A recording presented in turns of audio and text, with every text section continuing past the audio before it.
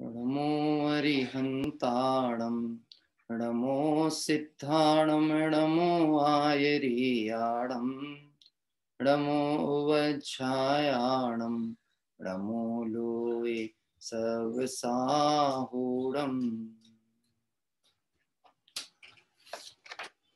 कार्तिकीय अनुप्रेक्षा इस ग्रंथ का मूल प्राकृत भाषा निबद्ध मंगलाचरण यहाँ से प्रारंभ करते हैं। आप सभी को शेयर स्क्रीन के माध्यम से कार्तिकीय अनुप्रेक्षा ग्रंथ की मूल प्रति यहाँ पर मैं जोड़ रहा हूँ, कनेक्ट कर रहा हूँ। मैंने आपको स्वाध्याय प्रेमी ग्रुप में भी इसे प्रेषित किया था। आइए हम सभी यहाँ पर से देखकर कुछ दिन इसका उच्चारण होता रहेगा तो निर्दोष रूप से स्मरण में भी ये हमारे आ जाएंगे। तिहुवणतिलयं देवं वन्दिता तिहुवणिन्द परे पूज्यं वोच्छमणुपेहाओ भवे जनानंद जननियो। त्रिभुवन तिलक सत इंद्र वंदित देव श्री अरहंत को कर नमन कहूँ अनुप्रेक्षाएं भव्य को सुख कर अहो भव्य को सुख कर अहो। कार्तिकेय स्वामी विरचित कार्तिकीय अनुप्रेक्षा ग्रंथ का स्वाध्याय कल से हमने प्रारंभ किया। कल प्रथमतः हिंदी भाषाकार के द्वारा जो अनुवाद स्वरूप मंगलाचरण है उसके पाठ करते हुए और इस ग्रंथ के कर्ता कार्तिकेय स्वामी के जीवन वृत्त का संक्षिप्त परिचय कल हमने देखा था। कल प्रथम गाथा के रूप में इस मंगलाचरण पाठ को करते हुए इसके अन्वयार्थ की चर्चा चल रही थी।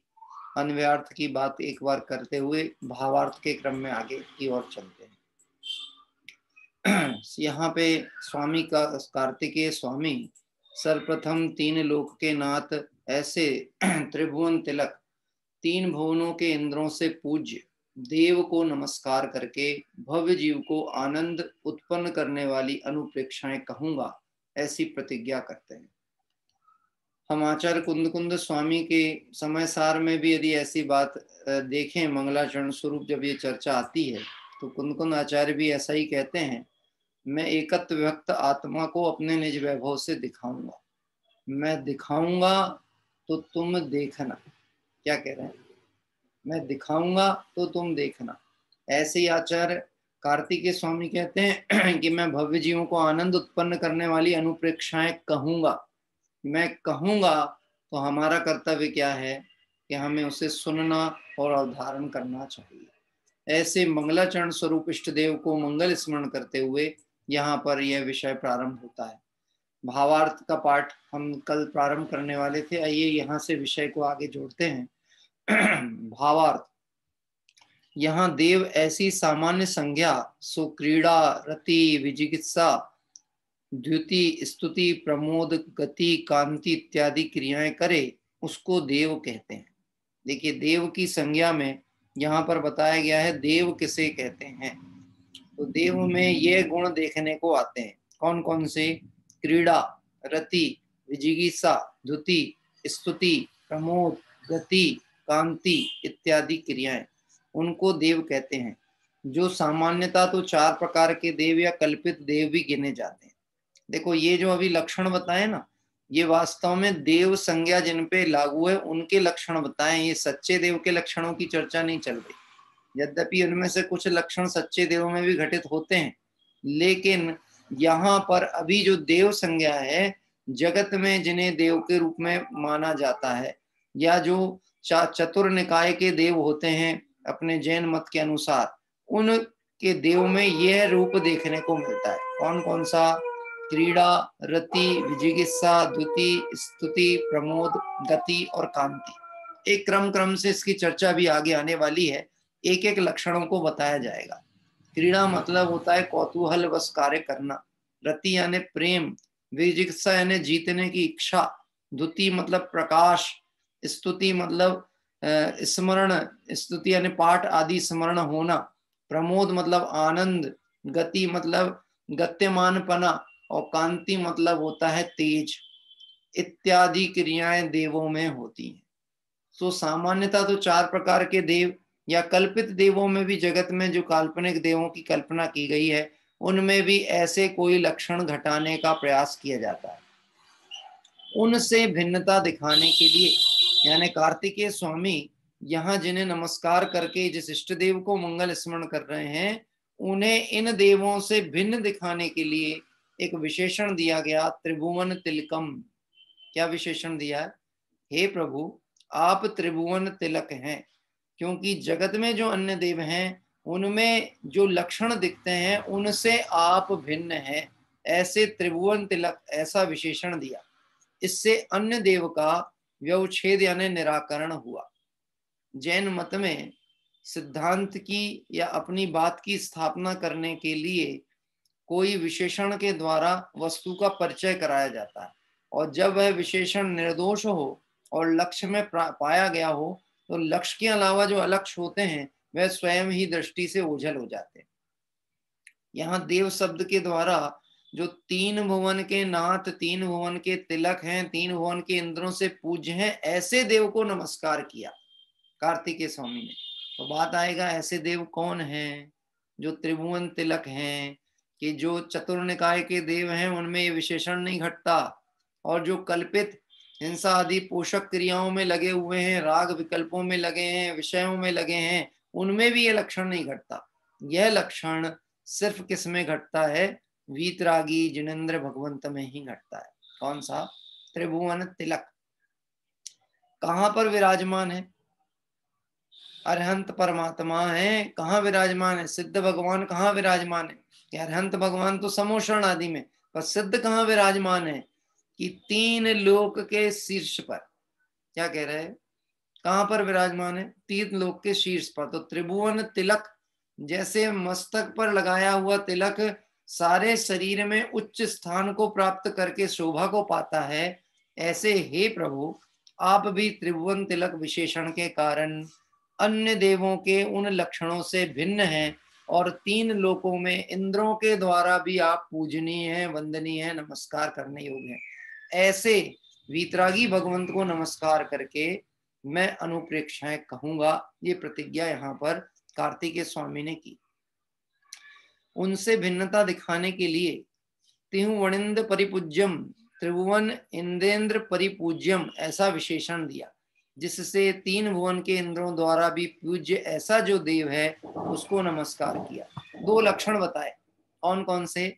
एक तो ये कहा गया, हे प्रभु, आप त्रिभुवन तिलक हैं और आप 3 भुवन के इंद्रों के द्वारा भी पूज्य हैं, जिसको हम कहें देवों के देव। बड़े पंडित जी का एक भजन है ना, आपने सुना होगा, देवों के देव श्री जिन देव, नाथों के नाथ श्री जिन नाथ। तो देवों के देव मतलब कौन? जगत में जो देव संज्ञा से जिन्हें पहचाना जाता है, ऐसे देवों के भी देव, वह देव भी जिनके आगे झुकते हैं, उन देवों के देव को हम नमस्कार करते हैं। यहां इस प्रकार समझना कि ऊपर कहे अनुसार देवपना अरहंत, सिद्ध, आचार्य, उपाध्याय और सर्व साधु, इन 5 परमेष्टियों में ही पाया जाता है। देखो, यद्यपि हम देव में 2 को ही लेते थे, किन किन को? अरहंत को और सिद्ध को, लेकिन यहाँ कह रहे हैं 5 परमेष्टियों में यह लक्षण घटित होता है। कौन सा लक्षण घटित होता है? देवपना। अब यहाँ पे विचार करते हैं कि वह देवपना कैसे घटित होता।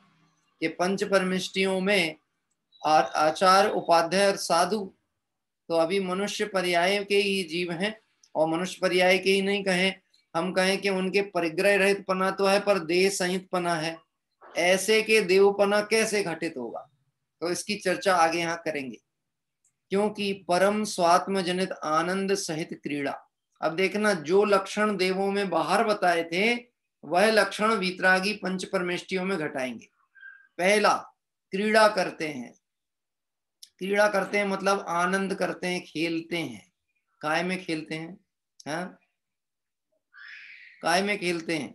अपने आत्मा के आनंद में खेलते हैं, आनंद में निमग्न है, इसको कहते हैं क्रीड़ा। क्या कह रहे हैं? होली खेले मुनिराज शिखर वन में रे, अकेले वन में मधुवन में। तो क्रीड़ा कर रहे हैं कि नहीं कर रहे? कि कर रहे हैं। कहाँ कर रहे हैं? बाहर से देखो तो वन में, और निश्चय से देखा जाए तो अपने में ही क्रीड़ा कर रहे हैं। तो पहला लक्षण घटित होगा, पंच परमेष्टि में क्रीड़ा करते हैं। आगे देखते हैं। इसके बाद चर्चा आती है कर्म कलिंक को जीतने रूप विजिगित्सा, यानी जिन्होंने कर्म रूपी कलंकों को जीतने की इच्छा जागृत की, जीतने की तीव्र इच्छा रखी, न केवल इच्छा की अपितु उन्हें जीता भी। देखो क्रम क्रम से देखना। दिगंबर मुनिराज विषयों की इच्छा को जीतते हैं, विषयों की आशा नहीं जिनके, साम्य भावधन रखते हैं। तो उन्होंने कर्म कलंक को जीता है कि नहीं? कि अभी पूर्णता तो नहीं जीता, परंतु जीतने की इच्छा है, इसलिए विजय श्री उनको प्राप्त होती जा रही है। और स्वात्म जनित प्रकाश रूप द्युति, द्युति मतलब होता प्रकाश। अब पंच परमेष्टि किसके प्रकाश से प्रकाशित हैं? कि अपने आत्म स्वभाव के प्रकाश से ही प्रकाशित है। स्वस्वरूप की स्तुति, स्तुति चल रही है, गुणानुवाद चल रहा है। किसकी स्थिति चल रही है? कि अपने आत्मा की ही स्तुति प्रति समय करते हैं।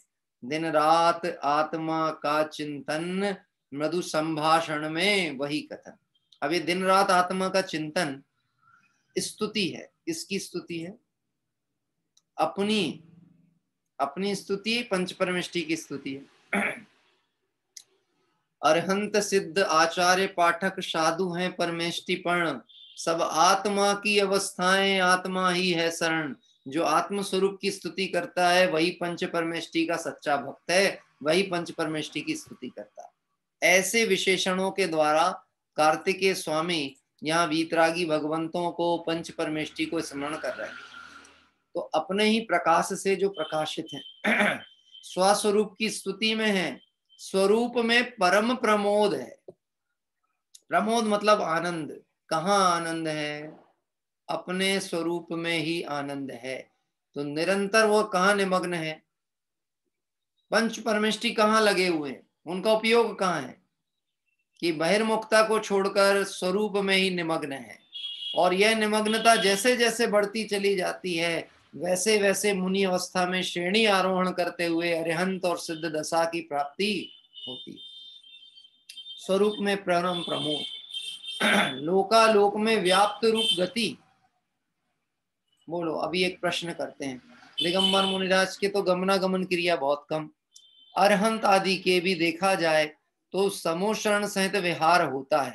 सिद्धों के कहाँ गमन हो रहा, वो तो अचल है, परंतु उन्हें गति लक्षण से संबोधित किया गया। गति का मतलब सिर्फ चलना नहीं होता, गति का मतलब होता है ज्ञान में विश्व के पदार्थों का झलकना, ज्ञान का हर पदार्थ तक पहुंच जाना। ऐसी सामर्थ्य ज्ञान में है कि कोई भी विश्व का कोई पदार्थ ऐसा नहीं है जो ज्ञान का गेय ना बने। केवल ज्ञानी के ज्ञान से क्या बच सकता है? हाँ बोलो, इस समय केवल ज्ञानी हमारे घर में है कि नहीं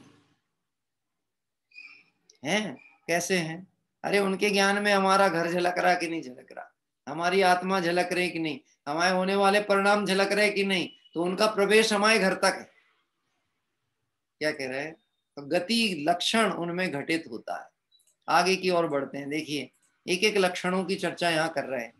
लोकालोक व्याप्त रूप गति, चाहे वह लोकाकाश हो या अलोकाकाश हो, जिनके ज्ञान में सब झलक रहा है, मानो उन्होंने उस दिशा में गति कर ली है, उन स्थान विशेष तक वह पहुंच गए। दो तरह से गति को अपन देख सकते हैं। एक तो उस स्थान पे पहुंच जाना, उस वस्तु के निकट पहुंचना, या उस वस्तु को अपने में ले आना। तो केवल ज्ञानी के ज्ञान में क्या हो रहा है कि प्रति समय लोकालोक झलकते, जिसमें ऐसा प्रभु का केवल ज्ञान, कोई ऐसा द्रव्य नहीं है, कोई ऐसा पदार्थ नहीं है, उसकी त्रिकालवर्ती पर्याय ऐसी कोई बची नहीं है जो केवल ज्ञानी के ज्ञान में ना आती हो, इसलिए उनके गतिपना कहा गया। शुद्ध स्वरूप की प्रवृत्ति, एक और लक्षण, प्रति समय उनका संवेदन क्या चल रहा है, स्वसंवेदन स्वानुभव, यही प्रवृत्ति चल रही है। देखो जगत के जनों की प्रवृत्ति विषय कषायों में और पंच परमेष्टियों की प्रवृत्ति स्वरूप में और ये जैसे जैसे प्रवृत्ति उग्र होती जाती है वैसे वैसे स्वरूप निमग्नता के बल पे उनके संसार का अभाव होता चलता है। कांति इत्यादि देवपने की उत्कृष्ट क्रियाएं। देखा आपने कांति देखी पंच परमिष्टि भगवंतों। दिगंबर मुनिराजों के बाहर में शरीर में मलिनता होने पर भी उनका एक विशेष आभा मंडल होता है।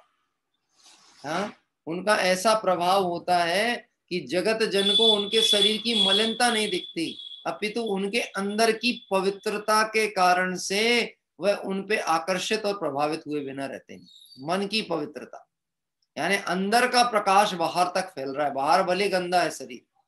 हाँ, बहुदेह मैली सुगुण थैली शौच गुण साधु लहे। बाहर में अशुद्धि और अंदर पवित्रता, तो प्रकाश काय का फैलता है, वह पवित्रता का प्रकाश सर्वत्र व्याप्त हो रहा है। देखो ये सारे लक्षण क्यों बता रहे हैं। जगत में इन लक्षणों से देवों को पहचाना जाता है, परंतु कार्तिकेय स्वामी कह रहे हैं हम जिन जिन वीतरागी देव को स्मरण करके इस ग्रंथ को प्रारंभ कर रहे हैं उन वीतरागी देवों में यही नहीं ऐसे अनगिनत लक्षण घटित तो होते हैं। क्या कह रहे हैं? अनगिनत लक्षण घटित होते हैं। इत्यादि देवपने की उत्कृष्ट क्रियाएं सब एक देश या सर्वदेश रूप से इनमें पाई जाती, किसी में एक देश रूप किसी में सर्वदेश। जैसे अरहंत आचार उपाध्याय साधु इनमें कैसे घटित होंगी। हाँ, कि एक देश, और अरहंत परमात्मा और सिद्ध परमात्मा में सर्वदेश। अभी इस तरह से उसमें ये कहा गया कि एक देश और सर्वदेश पाई जाती है, इसलिए उत्कृष्ट पने सर्वोत्कृष्ट देवपना इन्हीं में पाया जाता है। अतः इनको मंगल रूप कहकर नमस्कार करना। अब देखिए यहाँ कहते हैं मंगल किसे कहते हैं। बड़ा सरल सा प्रश्न है, जिन्होंने पाठशाला के भागों का अध्ययन किया होगा या कराते होंगे उन्हें मंगल की परिभाषा पता होगी। मैंने इसलिए इसको हटा दिया, स्क्रीन बंद कर दी कि हमारे को मंगल की परिभाषा मालूम है कि नहीं। हाँ, बोलो हम अपने घर में मंगल करना हो तो कुछ करते हैं कि नहीं करते। गृह प्रवेश करना है तो मंगल करेंगे कि नहीं कैसे करेंगे। हम दिगंबर धर्मावलंबी हैं, पंच परमेष्टि का स्मरण करेंगे, स्तुति पाठ करेंगे, मंगलाष्टक आदि पढ़ेंगे, एक कलश स्थापित कर देंगे। क्या कह रहे हैं, ये सब कार्य करेंगे ना, तो वहां मंगल के अर्थ यानी अपने हित के अर्थ जो कार्य हो उसे मंगल का। पाठशाला में बड़ी सरल परिभाषा रही, जो मोह राग देश रूपी पापों को गलावे और सच्चा सुख उत्पन्न करे उसे मंगल कहते हैं। ये जो मंगल है ना, ये मंगल को जब इधर संधि विच्छेद करके इसका अन्वयार्थ किया जाता है, व्याख्यार्थ होता है, तो देखिए क्या आता है। मम यानी पाप, गालयति इति मंगलम, जो पापों को गलावे उसे मंगल कहते हैं। अथवा मंगम यानी सुख, और लाती यानी ददाती इति मंगलम, जो सुख को लाके दे सो मंगल, और जो पापों को गलावे सो मंगल। तो ये पंच परमिष्टि भगवंत कैसे हैं। मंगलमय मंगल करण वीतराग विज्ञान। टोडरमल जी साहब ने अरहंत आदि परमात्मा को स्मरण करते हुए उनका लक्षण बताया। मंगलमय मंगल करण वीतराग विज्ञान, नमोता ही जाते हैं भय अरहंतादि महान। मैं उन अरहंतादि को नमस्कार करता हूं, मैं उस वीतरागता को नमस्कार करता हूं जिस वीतरागता से अरहंत आदि यानी पंच परमेष्टि महान हुए हैं। और वह वीतराग विज्ञानता कहाँ है। हाँ, वह आत्मद्रव्य का लक्षण है वीतराग विज्ञानता। अभी राग की भूमिका में पड़ा होने पर भी यह जीव द्रव्य स्वभाव से वीतरागी ही है, क्योंकि उसने कभी राग को स्पर्श किया नहीं। और विज्ञान मतलब विशेष ज्ञान। क्या कह रहे हैं, केवल्य ज्ञान इस आत्म स्वरूप की तलेटी में पड़ा हुआ है। इस समय भी मैं केवल्य ज्ञान शक्ति से बना हुआ हूं, इस समय भी बस इतना ही है, आवरण के कारण वो दिख नहीं रही है, प्रकट नहीं हो रही है, लेकिन वह शक्ति रूप में विद्यमान है।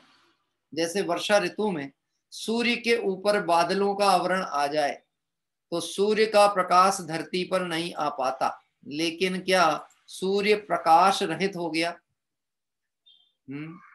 सूर्य प्रकाश रहित हुआ नहीं। देखो मैं आपसे एक अनुरोध करूंगा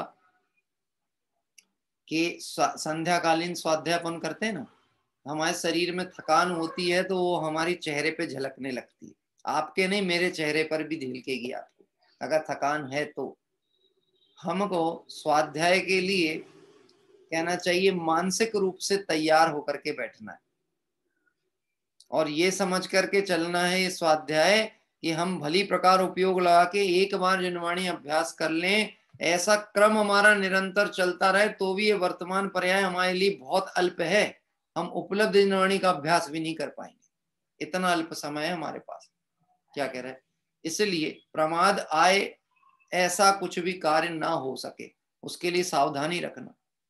हम लोग पाठशाला में जब बच्चों को पढ़ाते थे तो एक बात कहते थे, अगर वो पाठशाला में किसी को नींद का झोंका आ जाए उसको कहते थे खड़े हो जाओ। क्या? खड़े हो जाओ।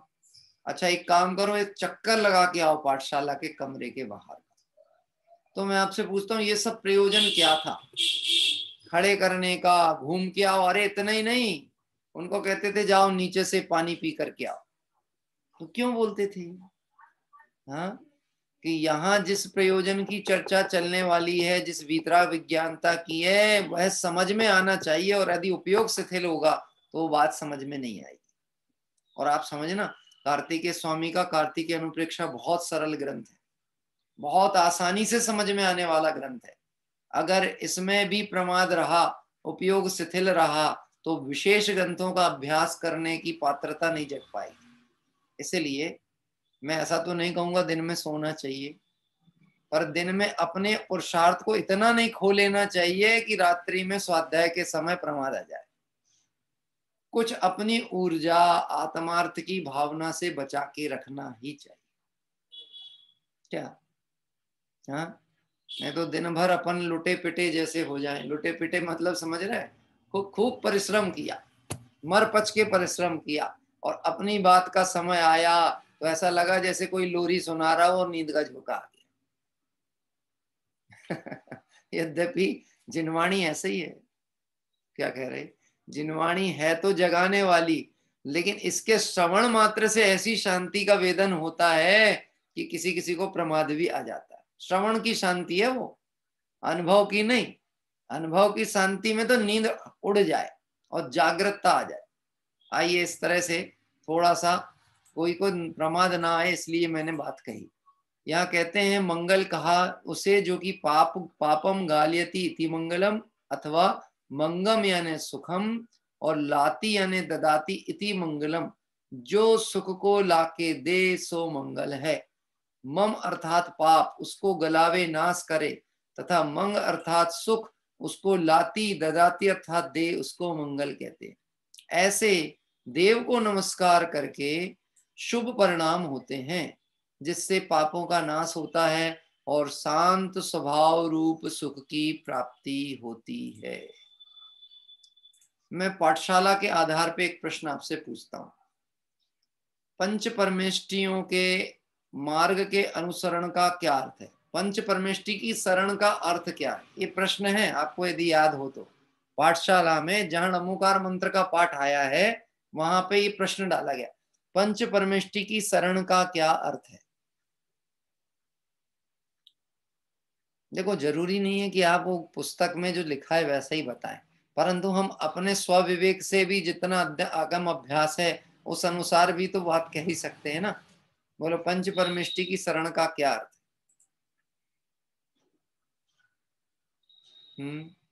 मालूम है क्या लिखा वहां पर? जो जीव, अच्छा अच्छा, हाँ भाई कुछ बच्चों को मालूम है।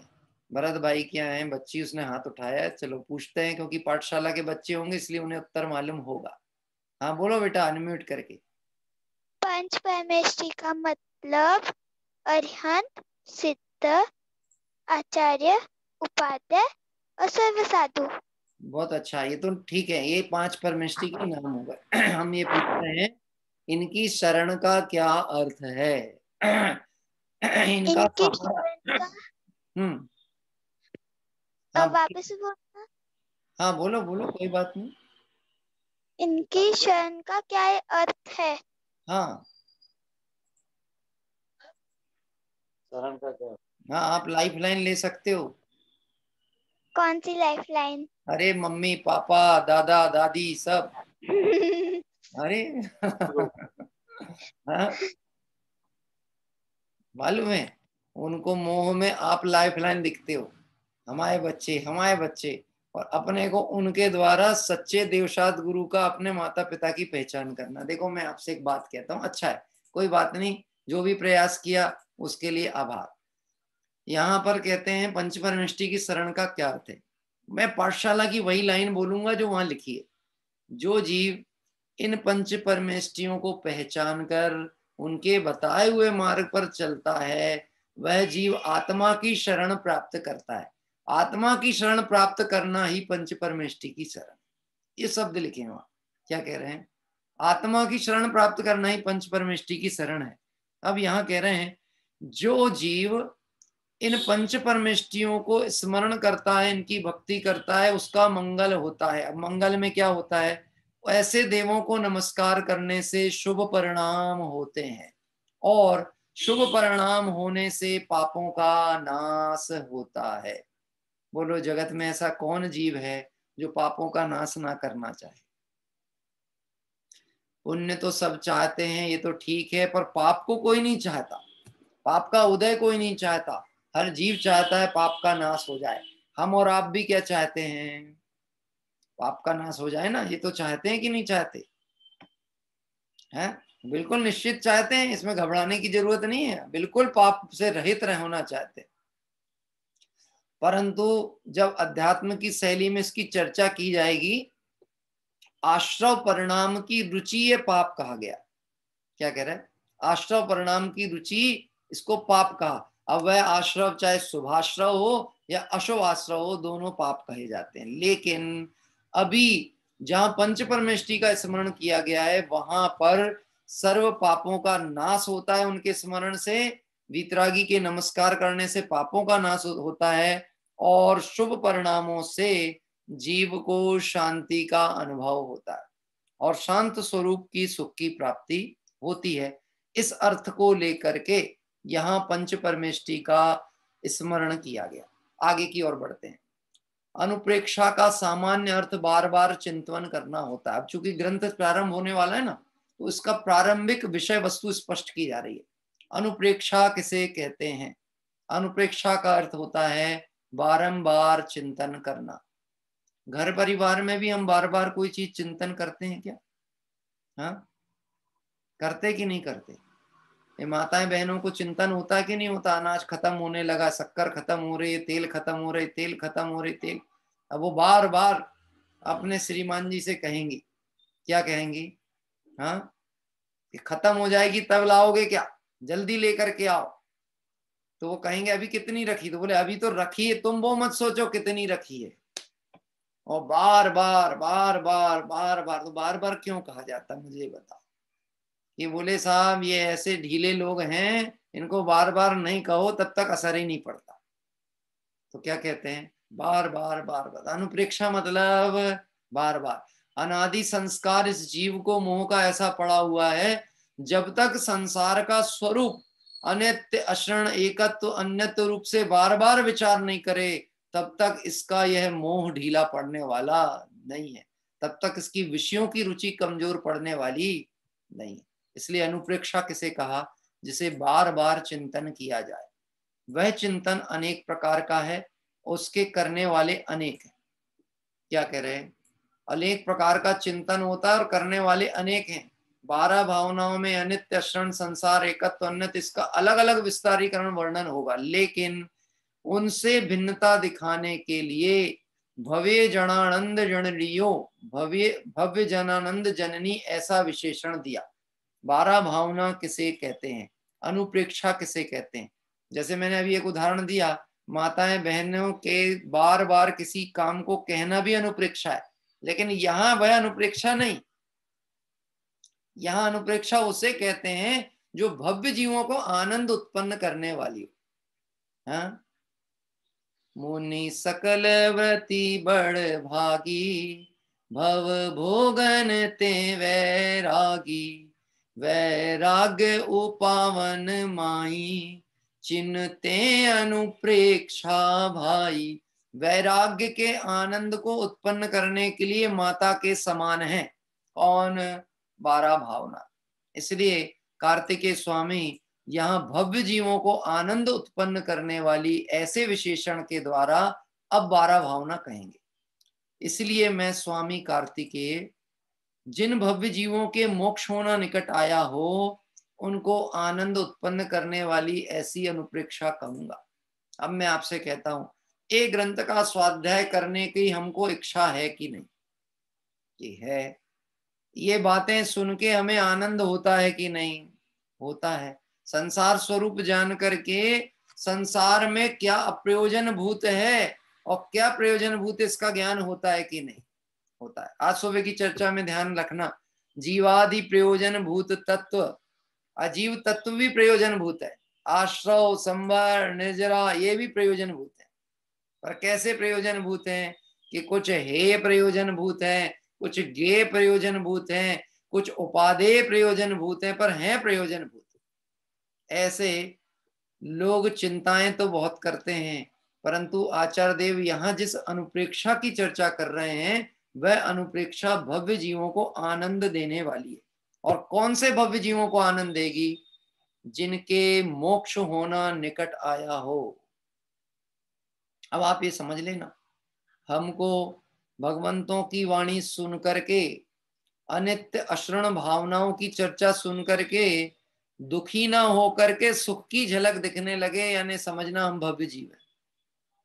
क्या मालूम है, लोगों को 12 भावना का सही अर्थ नहीं पता हो तो बहुतायत लोगों को ऐसा लगता है 12 भावना मतलब मरते टाइम पढ़ने वाली चीज। अतुल भाई जी, 12 भावना बहुतायत कब पढ़ी जाती? हाँ, जब हॉस्पिटल में हो या घर में आखिरी सांस चल रही हो, तब लोग कहते साहब थोड़ा सा आ जाओ संबोधन करने, 12 भावना का पाठ कर लो। हाँ, तो मैं कहता हूं उस समय संसार अनित्य दिखना चाहिए जब संसार छूट रहा है, कि संसार का स्वरूप पहले से ही अनित्य था, अशरण ही था। ये बात को तो पहले से सम्यक श्रद्धान में लेकर के बैठना। तो 12 भावनाएं सतत भाने योग्य हैं, सदैव अनुभव करने योग्य है। और यह आनंद उन्हीं जीवों को आता है जिनका संसार समुद्र का किनारा निकट में आ गया। आइए देखते हैं, आगे लिखा है यहाँ अणुपेहाओ, अनुप्रेक्षा ऐसा बहुवचन रूप पद है। अनुप्रेक्षा सामान्य चिंतन एक प्रकार से है तो भी अनेक प्रकार है। अनुप्रेक्षा का सामान्य चिंतन तो एक ही है, 12 भावनाओं का मूल ध्येय है वैराग्य की उत्पत्ति होना, लेकिन उसके प्रकार अनेक हैं। 12 प्रकार से उसकी चर्चा की जाएगी। भव्य जीवों को सुनते ही मोक्ष मार्ग में उत्साह उत्पन्न हो, ऐसे चिंतन से संक्षेप से 12 प्रकार हैं। उनके नाम और भावना की प्रेरणा 2 गाथाओं में दी जाती है। अब 12 भावनाओं के नाम गाथा नंबर 2 के माध्यम से बताए जा रहे हैं। आइए एक बार हम कार्तिकेय स्वामी की ये गाथाएं पढ़ेंगे, कार्तिकेय अनुप्रेक्षा की। अद्धो असरण भणिया संसारा में गमणमं सुइत्तम आसव संवर नामा ऋज्जर लोयाणुपे हाओ। ये जाउण भावई ये जाणी उण भावः दुल्लह धम्माणुभावनानिच्चम मनवयण काय शुद्धि एदादश दोय भणियाहु। अब हिंदी का अपन पद्यानुवाद पढ़ेंगे तो जो मूल अपन ने प्राकृत पढ़ी है उसका भाव स्पष्ट खुलता है। भावना 12 अद्रु अशरण तथा संसार है, एकत्व अरु अन्यत्व असुचि आश्रव संवर कहें। निर्जरा अरु लोक दुर्लभ बोधि धर्म सुजानिए, कर शोध मन वच काय ये सब भावनाएं भाई। 12 भावनाओं के यहाँ भेद और नाम का परिचय दिया जाता है। अन्वयार्थ, एदा ये, एदा मतलब ये, अध्रुव यानी अध्रुव जिसको हम अनित्य भावना कहते हैं, अशरण अशरण भावना, संसार मेघमणम सुइत्तम, संसार एकत्व अन्यत्व और असुचित्व। देखो ये चार नाम एक साथ ले गए, संसार मेघम अर्णम मसुइत्तम। अब यहाँ पे मूल संस्कृत है ना, प्राकृत है ना, संसार, एगम यानी एकत्व भावना, फिर उसके बाद आ रहा है मर्णम यानी अन्यत्व भावना, और मसुइत्तम यानी असुचि भावना। इसके आगे लिखा आसव आश्रव भावना, संवरणाणाम संवर, और ऋज्जैणोयाणु पेहाओ निर्जरा, और लोक अनुप्रेक्षाएं। कौन कौन सी? निर्जरा और लोक अनुप्रेक्षा। फिर आता है दुर्लभ, दुर्लभ मतलब दुर्लभ, तो कौन दुर्लभ है कि बोधि दुर्लभ, ये भावना की चर्चा यहाँ आई। धम्मानुभावाणाम धर्म भावना, यह 10 दो 12 भावनाएं बढ़िया कही गई हैं। 10 दो यानी 12 भावना कही गई हैं। ए जाय उण, इसे जानकर मन वयण काय शुद्धि, मन वचन काय शुद्ध कर, ऋणिच्चम निश्चित निरंतर भावम भाव। ऐसी प्रेरणा यहाँ कार्तिकेय स्वामी इन 2 गाथाओं में दे रहे हैं। पहला काम है 12 भावनाओं की चर्चा प्रारंभ हो, उसके पहले 12 भावनाओं के नाम याद होने चाहिए, और लगभग सभी को याद भी होंगे मुझे ऐसा लगता है, और नहीं होंगे तो अभी हो जाएंगे, उसमें कोई बहुत बड़ी बात भी नहीं है। क्या कह रहे हैं कि ज्ञान के आगे क्या कठिन है, बस इतना है, ज्ञान रुचि अनुसार प्रवर्तन करते रहे तो कठिन और असंभव कुछ भी नहीं। हाँ जी, कौन बताना चाहेगा 12 भावनाओं के नाम? देखो, हमको एक विद्यार्थी की शैली से अध्ययन करते हुए अपना कल्याण की भावना रखनी है। हम तो कार्तिकेय स्वामी से पढ़ रहे हैं, ये समझ लेना। क्या कह रहे हैं? मेरा काम सिर्फ इतना है, मैं नेटवर्क की लैपटॉप को मेंटेन कर रहा हूँ, वो कुछ नहीं कर रहा, वो भी कर नहीं रहा हूँ, मैं उसको भी जान रहा हूँ, क्योंकि मेंटेन करता तो फिर अच्छे ही से करना चाहिए था ना। क्या बात है पंडित जी, अभी भी नेट चला गया, आप तो कह रहे थे सुबह बढ़िया लगवा लिया। हाँ, ये सब सोचा तो सब बढ़िया था, पर जो होना है वो होता ही। अब यही भावना आगे आने वाली है, अध्रुव, अध्रुव भावना, अनित्य भावना बताएगी, जो सोचा है वैसा नहीं है। चलिए पहले नाम विचार कर लेते हैं 12 भावनाओं के, है ना। हाँ, हमारे चलिए जयंती लाल जी साहब से प्रयास चालू करते हैं। हाँ बोलिएगा साहब, बाकी लोग भी तैयार रहना, जिन्हें उत्तर नहीं देना वो अपना कैमरा बंद कर लेना। हाँ हेलो।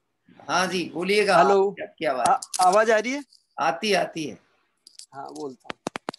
अनित्य, असरण, संसार, एकत्व, अन्यत्व, असुचि, आश्रव, संवर, निर्जरा, बोधि दुर्लभ भावना, लोक भावना और धर्म भावना। अच्छा अच्छा अच्छा, बहुत अच्छा। हाँ, आपने मतलब 2 श्वास में लगभग 12 भावनाओं के नाम बता दिए, थोड़ा थोड़ा सा विराम से भी, इसलिए मैं प्रारंभिक क्रम में चाहूंगा किसी को यदि स्मरण नहीं हो तो इनको स्मरण हो जाए, लेकिन आपने निर्दोष बोला, अच्छा बोला। हाँ जी, और लोग प्रयास कर लें।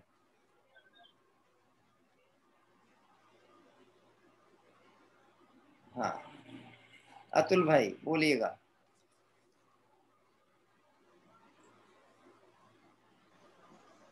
अनित्य, अशरण, संसार, एकत्व, अन्यत्व, असुचि, हाँ, आश्रव, संवर, निर्जरा, लोक, बोधि दुर्लभ और धर्म। बहुत बढ़िया, ठीक है ठीक है।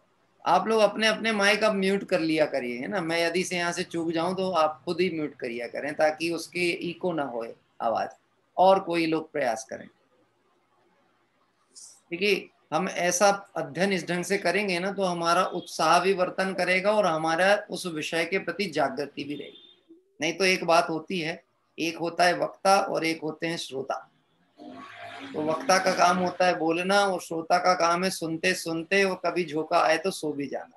तो अपने को जागृत ही रहना है, इसलिए अपने को अपना उपयोग को सावधान रखते हुए करना है।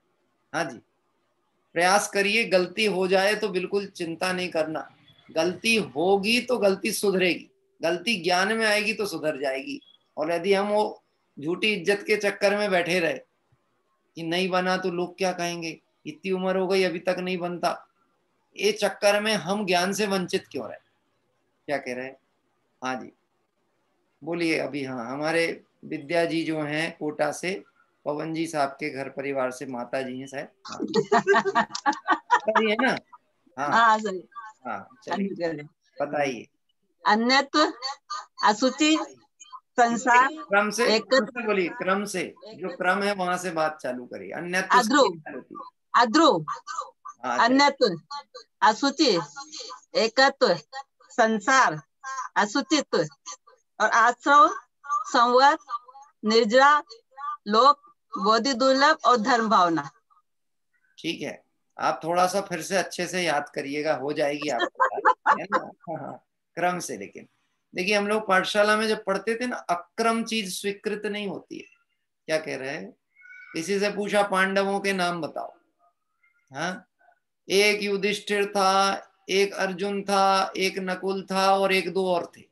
ऐसे काम नहीं चलेगा, क्रम होना चाहिए। बड़ा भाई कौन था, उसके बाद कौन सा। आचार्य देवों ने जो क्रम रखा है उस क्रम का भी कोई कारण होता, अकारण कोई बात नहीं है।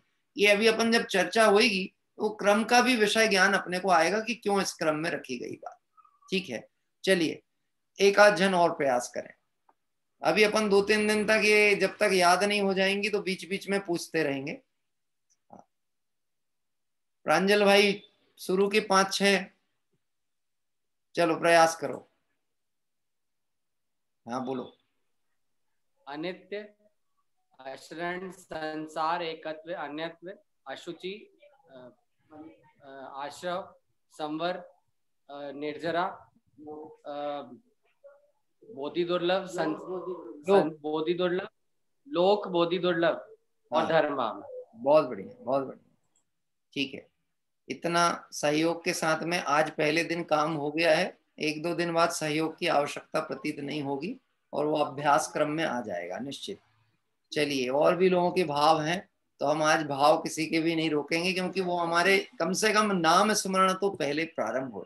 हाँ जी, शकुंतला जी साहब जो हमारे हैं मुंबई से, हाँ बोलिए। आपका अनम्यूट नहीं हुआ अभी, माइक अनम्यूट करिए। 1 मिनट फिर से करिए।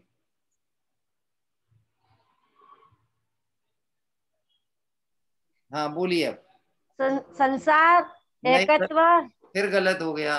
पहली बोलिए। पहली कौन सी है? अनित्य। अनित्य, हाँ अनित्य, एकत्व, फिर गलत हो संसार। गया। नहीं नहीं नहीं नहीं, देखिए अनित्य अशरण, यहाँ से जो क्रम है उस क्रम से ही हमको लेकर के चलना है।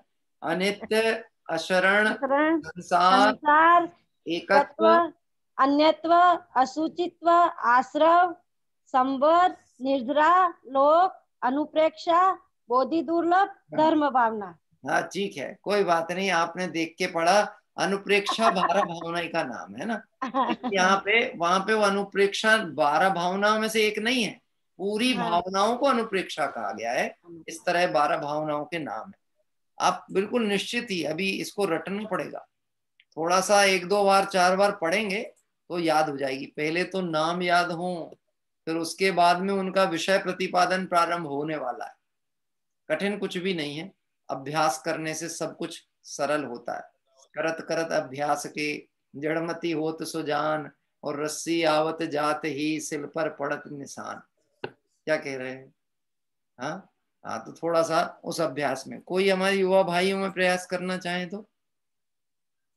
यद्यपि जिन लोगों ने प्रयास किए वो सब युवा ही थे, क्योंकि जिनके उत्साह वर्तन कर रहा है वो युवा है, और जो घबरा रहे हैं वो वृद्ध अवस्था में घबराहट ज्यादा होती है ना। तो जो घबराएंगे वो वृद्ध, और जो बोलना चाहेंगे वो युवा। भरत भाई कल बताएंगे? कल? हाँ ठीक है। आर्जव भाई बताएंगे कल कि आज बताएंगे? कल बताएंगे, ठीक है। पीडीएफ भेज दिया हूं मैंने आपको, हाँ याद कर करके कल आप जरूर बताइएगा। हाँ अभी बताएंगे? हाँ बोलिए बोलिए। हमारे आर्जव जी हैं नेपाल से।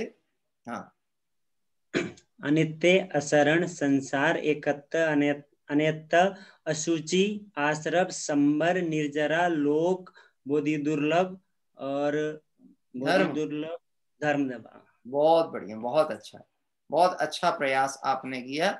निश्चित ही अध्ययन अभ्यास की आपकी रुचि इस बात से झलकती है। आइए अब हम थोड़ा सा आगे चलते हैं। पहले नाम हमने पढ़े थे, उन नामों को एक बार देखते हैं। यहाँ पे लिखा है, इन्हें जानकर मन वचन काये शुद्ध कर निरंतर भावो। और कार्तिकेय स्वामी कहते हैं इसकी निरंतर भावना भाव। किसकी? जिन 12 भावनाओं के नाम अभी हमने उच्चारित किए, इनकी निरंतर भावना भाव। अब यह निरंतर भावना के बाद भावार्थ में कहा गया है, ये 12 भावनाओं के नाम कहे गए हैं, इनका विशेष अर्थ रूप कथन तो यथास्थान होगा, परंतु ये नाम भी सार्थक हैं। इसका अर्थ किस प्रकार है? अध्रुव तो अनित्य को कहते हैं। पहली भावना का संक्षिप्त अर्थ, अध्रुव किसे कहते हैं?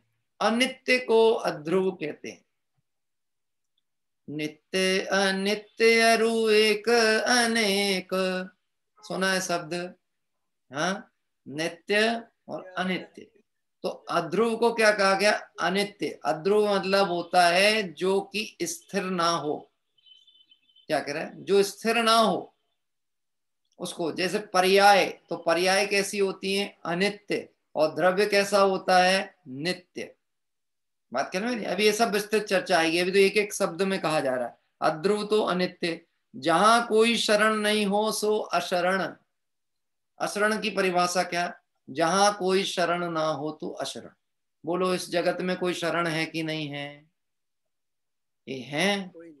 फिर यहाँ पे अशरण भावना में ऐसा क्या बता रहे हैं कि तू जिसे अज्ञानता में शरण मानता वो शरण नहीं है। तू अज्ञानता में जिसे शरण मानता वो शरण नहीं, परंतु शुद्धात्मा और पंचगुरु जग में शरणा दो। एक शुद्धात्मा और पंच परमेष्टि, ये दो जगत में शरण है। इसके बाद में भ्रमण। संसार को क्या कहा? भ्रमण यानी संसार। संसार भावना में मतलब चक्रवात समझ लो, यहां वहां जाना, 4 गति 84 लाख योनि का परिभ्रमण, इसको कहते हैं संसार। जहां कोई दूसरा नहीं हो उसे कहते हैं एकत्व भावना। मैं एकाकी, एकत्व लिए सब ही आते। उसके बाद जो आएगी ना, तन धन को साथी समझा था पर ये भी छोड़ चले जाते, अन्यत्व भावना हो गई। 2 पंक्तियों में 2 भावनाएं आई है वहां पर। देखिए, जहां कोई दूसरा नहीं सो एकत्व, जहां सबसे भिन्नता हो सो अन्यत्व। मैं अकेला एकत्व और मैं पर से भिन्न हूं, मेरे जैसा नहीं है कोई, सो अन्यत्व। क्या कह रहे हैं? एकत्व में अपने को देखा जाता है, अन्यत्वों पर को देखकर अपने को पर से भिन्न किया जाता है। इतना अंतर आता है। इसके बाद आता है असुचि। तो असुचि किसको कहा है? मलिनता को असुचि कहा जाता है। किसको कहा गया असुचि? मलिनता को असुचि। कर्म के आने को आश्रव। आश्रव भावना की परिभाषा, कर्म का आना सो आश्रव है। कर्म के आने को रोके सो संवर है। 7 तत्व की व्याख्या में भी यही चर्चा आती है। हाँ जी, किसी का मोबाइल, किसी का माइक चालू है, आप देख लीजिएगा। जिन लोगों ने अभी बोला होगा उनमें से किसी का चालू है। 1-2 मिनट कर। हाँ रुक जाइए, मैं जी बंद कर लेता हूँ आपसे। कहीं पूछो यार। चलिए देखिएगा, इसके बाद आता है कर्म के आने को आश्रव, कर्म के आने को रोके सो संवर, कर्म का झरना सो निर्जरा। कर्म का झरना सो क्या हो गया? निर्जरा। फिर जिसमें 6 द्रव्य पाए जाएं सो लोक। लोक भावना में क्या चर्चा आएगी? 6 द्रव्य जहां निवास करते हैं उसकी चर्चा लोक भावना। और अति कठिनता से प्राप्त हो सो दुर्लभ। बोधि दुर्लभ भावना का, दुर्लभ का सीधा सा अर्थ है जो सहजता में प्राप्त ना हो, कठिनता में प्राप्त हो, दुर्लभ। क्यों साहब? साधर्मी का मिलना सहज है कि दुर्लभ है?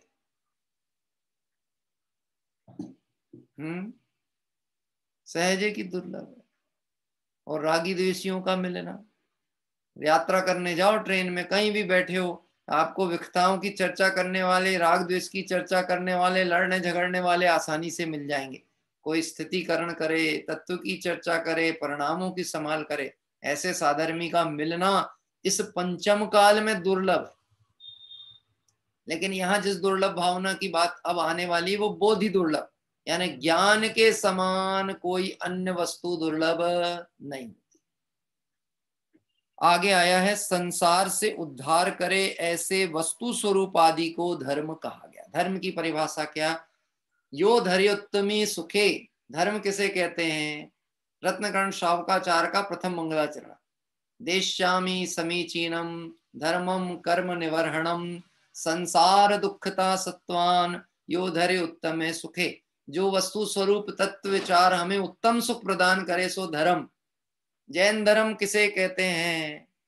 जो उत्तम सुख का मार्ग बताए सो जैन धर्म। क्या जैनी का मतलब क्या और जैन धर्म का मतलब क्या? कि जैनी मतलब जो तत्व विचार करके परिणामों को संभाले, विकल्प ना करे, आकुलित व्याकुलित ना हो सो जैनी। एक कोटेशन सुना आपने? जैन कभी बेचैन नहीं होते। और जो बेचैन होते हैं वो जैन नहीं होते। अब वो बेचैनी कई तरह की हो सकती है। संसार विकल्प जालों के अंबार लगे हुए हैं, घर गृहस्थी का विकल्प, व्यापार का विकल्प, शरीर के रोग आदि का विकल्प। और गजब की बात है, सही तत्व को ना समझ पाए तो जिनवाणी सुन के भी विकल्प। कई लोग ऐसा होता है जिनवाणी सुन के भी बेचैन हो जाते। किस बात की बेचैनी? ऐसा क्यों कहा, ऐसा क्यों कहा, उनने ऐसा क्यों कहा, हम तो ऐसा मानते हैं। ए भैया शांति रख, धैर्य रख। किसी ने कहा है तो उसके कोई अभिप्राय है, वो किसी नए अपेक्षा से कहा है, उसको समझने की प्रयास कर। आकुलित व्याकुलित होकर लड़ने पे उतारू मत हो जाए। हाँ, कई बार तो कुछ बेचैन आत्माएं ऐसे भी होती हैं, वो बोलते बोलते ये तक बोल जाते, मुझे तो ऐसा लगता है यहाँ पर ये लिखने में कुछ चूक हो गई इनसे। अच्छा है, किससे चूक हो गई? वो विद्वानों से, मुनिराजों से, उनसे चूक हो गई। अपनी बेचैनी समझ में नहीं आ रही कि अभी हमारे ज्ञान में वस्तु स्वरूप स्पष्ट भाषित नहीं हो रहा। बेचैनी का कारण वो है, क्योंकि ज्ञान में आए तो बेचैनी मिटती है, और ज्ञान में नहीं आए और मनोकल्पनाएं चले तो बेचैनी बढ़ती है। हाँ, कि हम सब दुखी हैं तो क्यों हैं? क्योंकि हम अपने ज्ञान का सम्यक प्रयोग नहीं कर रहे, इसलिए दुखी हैं। और करने लगे तो हमें कोई दुखी कर सकता नहीं है। यही तो टोडरमल जी साहब ने कहा, वस्तु स्वरूप को धर्म मतलब तत्व विचार करना, यही वास्तविक धर्म है। देखो तत्व विचार की महिमा। तत्व विचार रहित देवादिक की प्रतीति करे, बहुत जैन शास्त्रों का अभ्यास करे, व्रतादिक पाले, तपश्चरण करे, उसको तो सम्यक्त होने का अधिकार नहीं। और तत्व विचार वाला इसके बिना भी सम्यक्त का अधिकारी है। इसका मतलब ये नहीं समझना कि तत्व विचार करने वाला स्वाध्याय नहीं करता, जिनवाणी का पठन पाठन नहीं करता, कि सही पढ़ाई तो उसी की चलती है। हाँ? क्यों साहब, आप कौन सी पद्धति से अध्ययन करना पसंद करेंगे? एक तो सुनने वाली पद्धति होती है और एक होती है उपयोग को सावधान करके अपने ही खुद जागृत होके लिखें। इसमें मैं मानता हूँ कुछ लोग ऐसे भी होंगे, हो सकता है जैसे हमें वंदना जी हैं, ये तो टीचर हैं। अब मैं इनसे प्रश्न पूछूं कि बताइए 12 भावना के नाम, तो उनको कैसा लगेगा? हम सबको पढ़ा रहे, आप हमसे पूछते हो। हाँ, कि चिंता नहीं करो। एक बहुत अच्छा कोटेशन है, मुझे बड़ा पसंद है, मैंने अपने लैपटॉप टैबलेट की स्क्रीन के ऊपर वो लिख के रखा था, अभी तो वो मिट गया, हट गया, फिर से लगाना है। सीखो इतना जैसे जीवन हो अनंत। क्या कह रहे हैं? सीखने की जिज्ञासा सदैव होना चाहिए। सीखो इतना जैसे जीवन हो अनंत, और जियो ऐसे जैसे कल ही हो अंत। तैयारी इतनी होना चाहिए, कल लास्ट डे है। क्या कह रहा है? कल सुबह यात्रा पे निकलना है हमको, तो तैयारी कब कर लेना? कि कुछ कुछ ऐसे भी लोग होते हैं, हम सुबह उठ के करेंगे, सुबह उठ के करेंगे। कि तुम प्रमादी जीवो जो अभी नहीं कर पाए, सुबह क्या करोगे? तुम ट्रेन पक्के में चूकने वाले हो, अभी करो, इसी समय करो। आया पिताजी थे, सुबह सुबह 5 बजे की बस पकड़ना है, तो रात्रि में पूरी तैयारी हो, भले 12:30 1 बज जाए, तैयारी करके, पूरी तैयारी करके सोएंगे। क्या? कि सुबह उठे, अपना तैयार हुआ, बैग उठाया और चल दिए। इतनी तैयारी होनी चाहिए। काहे की? सफर करने की नहीं, सफर समाप्त करने की तैयारी। सफर करने की नहीं, सफर तो कर ही रहे, संसार परिभ्रमण जीव का अनादि से चल रहा है। अब भाव के अभाव की तैयारी, इतनी अच्छी तैयारी हमको जिनवाणी के अभ्यास के माध्यम से करनी है। आइए हम सभी इसी मंगल भावना, समझ लीजिए 3 गाथाएं यहाँ पर हो चुकी हैं। आप देखना लगभग इतनी छोटी छोटी गाथाएं हैं। अगर एक धारावाही क्रम में चला तो 2-2, 3-3 गाथाएं भी हमारी प्रतिदिन हो सकती हैं। और मैं तो आपसे कहता हूं, हमें विकल्प क्या करना कि कितनी जल्दी खत्म हो जाएगा। बोलो, स्वाध्याय जल्दी खत्म होना चाहिए कि भाव भ्रमण जल्दी खत्म होना चाहिए? ये भाव भ्रमण जल्दी खत्म हो जो अनादि से चल रहा है, अनंत काल बीत गए। स्वाध्याय के लिए क्या आकुलता करना, सहजता के साथ स्वाध्याय का आनंद लेना, यह आत्मार्थी का कार्य है। आइए इस तरह से अभी कल से विषय चालू होने वाला अध्रुव अनुप्रेक्षा, जो कि गाथा नंबर 4 से विषय आगे की ओर बढ़ेगा। विषय बिल्कुल सरल है, उपयोग को थोड़ा केंद्रीकृत करें, स्वाध्याय की ग्रंथ अपने पास में रखें, पीडीएफ आदि के माध्यम से भी देखें। जो विषय अध्ययन हो जाता है उसको एक बार रिपीट कर लें। अब मैं कल उन लोगों से 12 भावनाओं के नाम सुनना चाहूंगा जिन्होंने आज नहीं कहा था, या जिनसे हम पूछ नहीं पाए थे, कल उनसे कहेंगे। कल मीता बहन भी बताएंगी, उन्होंने इशारा किया है कि हम कल बताएंगे, भरत भाई बताएंगे। ये 2-3 नाम तो तय है, बाकी के और भी लोग प्रयास करेंगे। और जिनके चूक गए थे, हाँ जसवंती बहन कल कराएंगे आपसे, ठीक है? कल पूछेंगे, हाँ भूल मत जाना कल तक, क्यों 12 भावना है, इसको बार बार याद करना है, स्मरण करना है। आइए अब इसके बाद में हम इसी क्रम में एक भक्ति के क्रम में चलते हैं। हाँ जी, किसी को लेना हो वैराग्य प्रेरक भक्ति तो वो अपना हाथ ऊपर करें, हम उन्हें आमंत्रित करते हैं। थोड़ी वैराग्य प्रेरक मतलब विषय से छूती हुई हो तो बहुत ही अच्छी। हाँ प्रवीण जी लेंगे, मैंने कल उन्हें कहा था, हमारे प्रवीण जी साहब महाजन जो कि श्यामली कांदला से जुड़ते हैं, मैं उन्हें आमंत्रित करता हूँ। आप अनम्यूट करिए, आपका म्यूट हो गया फिर से। हाँ हाँ जी, आने लगी आवाज आपकी। जी जी, सभी को जय जिनेन्द्र। जय जिनेन्द्र साहब। भोर की स्वर्णिम छटासम क्षणिक सब संयोग है, पद्म पत्रों पर पड़े जल बिंदु सम सब भोग है, जल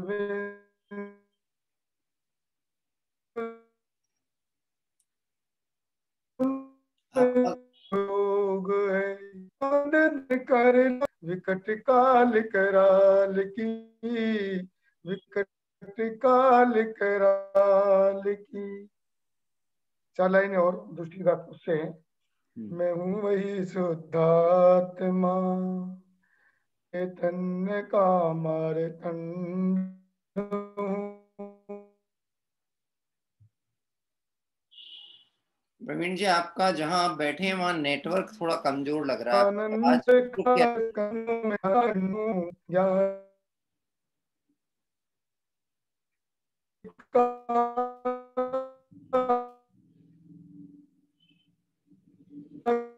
प्रवीण जी भाई साहब, आपकी आवाज रुक के आ रही है, स्पष्ट नहीं आ रही। आप जिस स्थान पे बैठे हैं वहां नेटवर्क थोड़ा कमजोर लग रहा है मुझे। ये देखिए आपका वीडियो भी ऑफ हो गया है। चलिए कोई बात नहीं, हम पुनः आप जैसे ही कनेक्ट होते हैं। हाँ जी, आ रही आवाज? हाँ अभी आने लगी जी। जी जी, आ रही है जी आवाज? आ रही है, अभी आ रही है, क्लियर आती है। अभी आप प्रारंभ करें, भक्ति तो प्रारंभ। 4 लाइनें तो होगी थी, पहली दूसरी नहीं आई क्या? हाँ दूसरी वाली मेरे को तो याद थी, पर आप बोल दीजिए एक बार। पहली अच्छा 4 तो सुन ली थी हमने। जी जी, मैं हूँ वही शुद्धात्मा, चैतन्य का मार्तंड हूँ, आनंद का रस कंद हूँ मैं, ज्ञान का घन पिंड हूँ, ज्ञान का घन पिंड हूँ। मैं देयूं सदेयूं मैं, गेयूं मैं ज्ञान हूँ, बस एक गायक भाव हूँ मैं, मैं स्वयं भगवान हूँ, मैं स्वयं भगवान हूँ। हाँ जी, बुद्धन जी का भजन है जी। हमको कछु भय नाही जा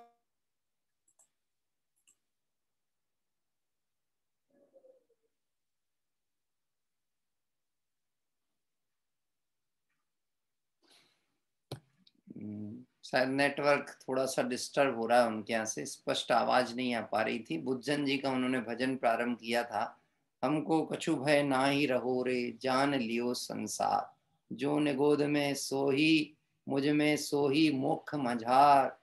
भेद तो जगत जन गिनते हैं, वास्तव में देखा जाए अपने स्वरूप में कहीं कोई भेद नहीं है, और जिसने इसको समझ लिया उसको संसार में कहीं कोई भय नहीं है। नेटवर्क डिस्कनेक्शन के कारण से उनसे हम पूरा संपर्क नहीं रहा, और उनकी प्रारंभिक 12 भावनाओं की पंक्तियों का अभी हमने यहाँ पर विचार किया। आइए कुछ पंक्तियां यहाँ से मैं ही पढ़ता हूँ, और वो भक्ति क्रम के अनुसार अपन उसको लेते हुए और फिर आगे की ओर बढ़ते हैं। आज वास्तव में जो 12 भावनाओं की हमारी पंक्तियां चलती हैं, उस अनुसार ही एक भक्ति आप सबको प्रिय भी है, उसका ही गुनगुना लेते हैं थोड़ी कुछ पंक्तियां। आज चिंतन का ये समय आया, आज चिंतन का ये समय आया, पाके नर तन क्या खोया क्या पाया, आज चिंतन का ये समय आया, हम जिसे ज्ञान ज्ञान कहते हैं, हम जिसे ज्ञान ज्ञान कहते हैं, हमको है इंद्रियों ने भर माया, पाके नर तन क्या खोया क्या पाया, आज चिंतन का ये समय आया, तू तो टंकोत कीर्ण ज्ञायक है, तू तो टंकोत कीर्ण ज्ञायक है, बस यही तू समझ नहीं पाया, पाके नर तन क्या खोया क्या पाया, आज चिंतन का ये समय आया, एक पल अब एक क्षण दिज के अब करीब आओ, एक क्षण निज के अब करीब आओ, आखिरी क्षण बस ये अभी आया, पाके नर तन क्या खोया क्या पाया, आज चिंतन का ये समय आया, आज चिंतन का ये समय आया। चिंतन का समय है, चिंता करने का समय नहीं है। चिंता में तो बहुत समय खो दिया, अब हमको तत्व विचार करते हुए 12 भावनाओं के चिंतन पूर्वक समता अंगीकार करनी चाहिए। इस तरह इस भक्ति के माध्यम से भक्ति खंड को हमने यहाँ लिया। आइए हम सभी भाव प्रतिक्रमण करते हैं। तदुपरांत कल की मंगल तीर्थ वंदना की जानकारी मैं पहले आपको दे देता हूँ ताकि अधिक समय ना हो। और कल सुबह हम सभी अपनी 191 तीर्थ वंदना के लिए चल रहे हैं महाराष्ट्र के वासिम के निकट पड़ने वाले सिरपुर के अंतर्गत आने वाले अंतरिक्ष पार्श्वनाथ क्षेत्र पर, जो कि वैसे तो बहुतायत ये क्षेत्र बहुत अच्छा क्षेत्र है और जो महाराष्ट्र में लोग निवास करते हैं, कल के जो आमंत्रण करता है उनकी भावना भी थी कि कल हम उस क्षेत्र की वंदना के लिए पहुंचे, इसलिए कल हम सभी अंतरिक्ष पार्श्वनाथ क्षेत्र पे जाएंगे। आप ये समझिएगा, हम इसके पहले भी अनेक बार चिंतामणि पार्श्वनाथ और अंतरिक्ष पार्श्वनाथ नाम से अन्य अन्य नगरों में गए, पर ये क्षेत्र अलग है ना। इसका नाम है कुछ, मैं थोड़ा सा विस्मरण हो रहा है, वो पामली ऐसा कुछ गांव है जिस नाम से ये क्षेत्र पहचाना जाता है। मैं उसको अभी आपके जैसे हमारा मैसेज आपको पहुंचेगा उसमें उसका डिटेल नाम व्यवस्थित रहेगा, लेकिन ये वासिम के निकट में है। बहुत सुंदर क्षेत्र है, अति प्राचीन पार्श्वनाथ आदि भगवान की प्रतिमाएं हैं, और कल हम सभी अंतरिक्ष पार्श्वनाथ भगवान की पूजन करेंगे जो कि आदरणीय पवैया जी के द्वारा विरचित है। तीर्थ क्षेत्र पूजांजलि, हाँ जी, पावली, पावली नाम के स्थान है, वहां पर ये अंतरिक्ष पार्श्वनाथ क्षेत्र है। आइए हम सभी भाव प्रतिक्रमण पाठ प्रारंभ करते हैं।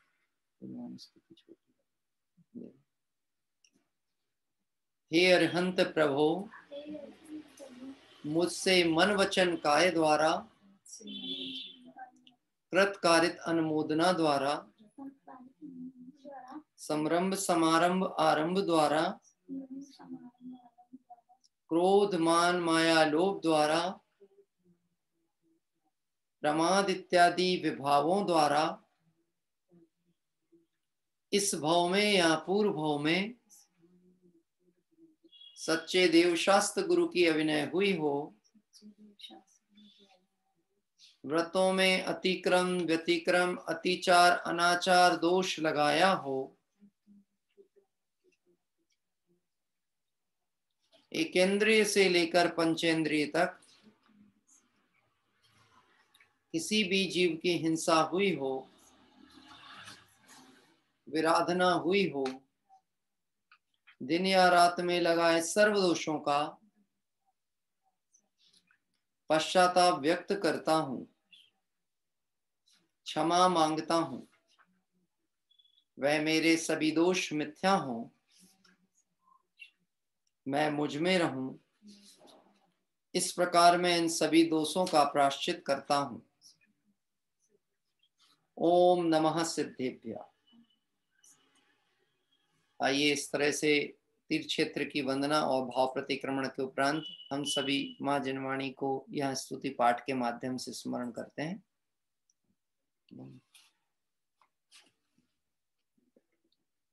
महिमा है अगम जिनागम की महिमा है, ओ महिमा है अगम जिनागम की महिमा है, जाहि सुनत जड़ भिन्न पिछानी, जाहि सुनत जड़ भिन्न पेछानी, हम चिन्ह मूरत आत्म की महिमा है, हम चिन्ह मूरत आत्म की महिमा है, महिमा है अगम जिनागम की महिमा है, ओ महिमा है अगम जिनागम की महिमा है, रागादिक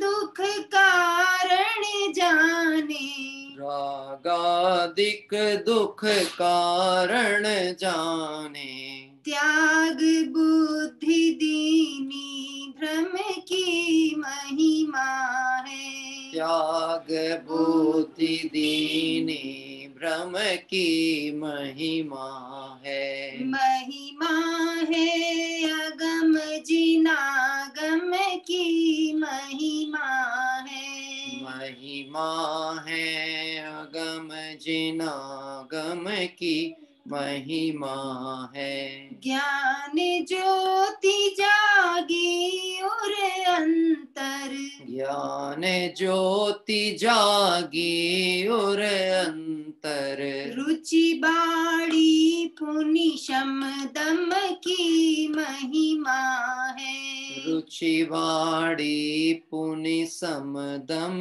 की महिमा है, महिमा है अगम जिनागम की महिमा है, महिमा है अगम जिनागम की महिमा है। कर्म बंध की भई निर्जरा, कर्म बंध की भई निर्जरा, कारण परम पराक्रम की महिमा है।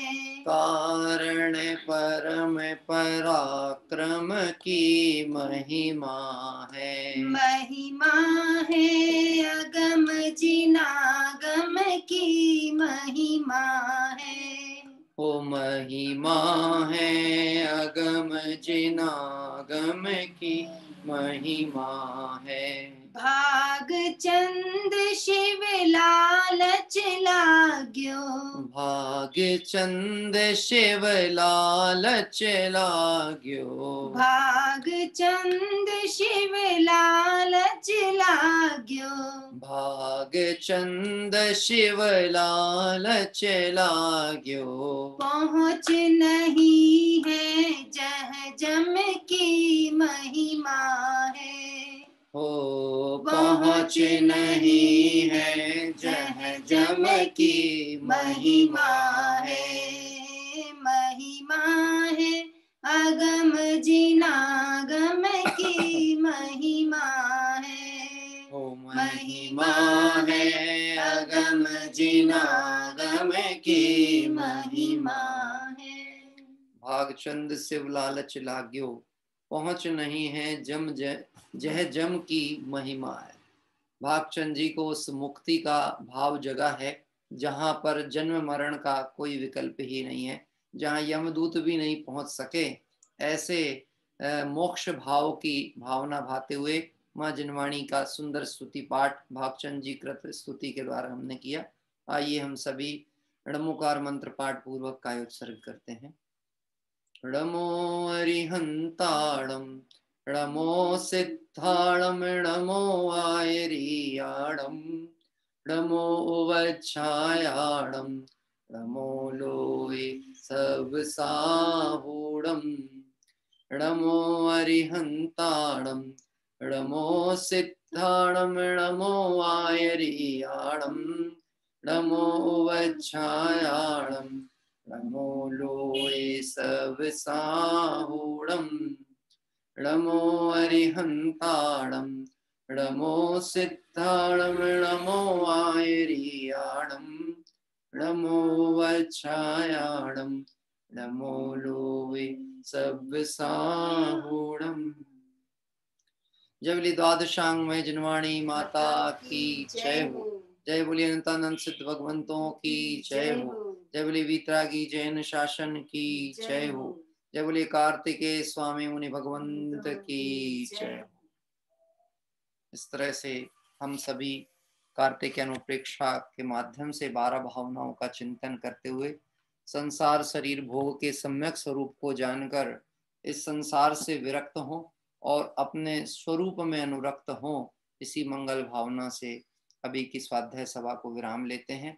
कल प्रातः काल हम सभी अंतरिक्ष पार्श्वनाथ भगवान के दर्शन करने और क्षेत्र के 9 जिन मंदिरों की जानकारी उपलब्ध होती है वहाँ के अनेक वितरागी भगवंतों का दर्शन लाभ प्राप्त करने के लिए चलेंगे। अष्टानी का पर्व 22 तारीख से प्रारंभ हो रहा है। इसमें कुछ लोगों के व्यक्तिगत तौर पे भी सुझाव आए हैं, कुछ ने स्वाध्याय प्रेमी ग्रुप में भी प्रेषित किया है। आप सभी की और भी जो भावनाएं हैं वे अवश्य प्रेषित करें।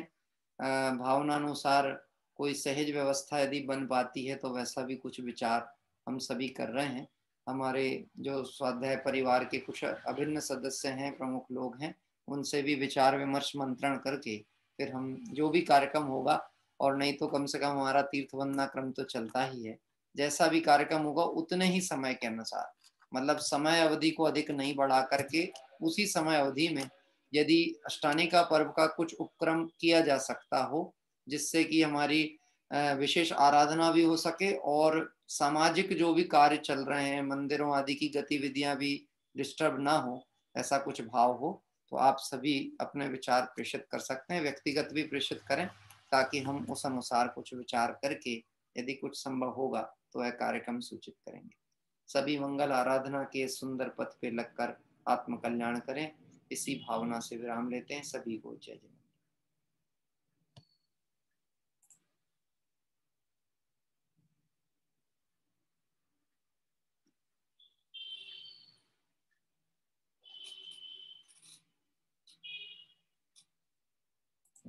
stop.